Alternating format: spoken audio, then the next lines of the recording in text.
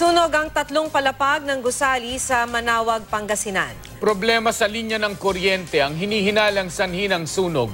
Makibalita tayo kay Jasmine Gabriel Galban ng GMA Dagupan.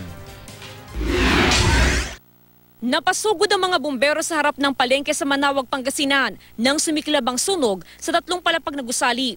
Sa laki ng apoy, rumesponde na rin ang mga bumbero mula sa mga bayan ng Puzurubio, Mapandan, Mangaldan at lungsod ng Urdaneta. Sunog na nung lumabas ako. Asan mo kayo mga time na yun, ma'am? Sa loob. Sa first floor.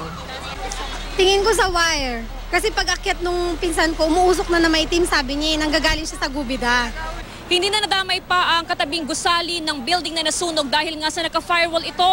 Ayon naman sa mga otoridad, posibleng dahilan ng sunog ay ang kalumaan sa electrical wirings sa third floor ng building.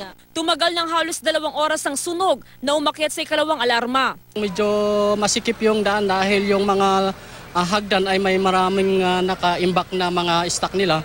Kaya yun, medyo ingat po tayo sa pagpasok din.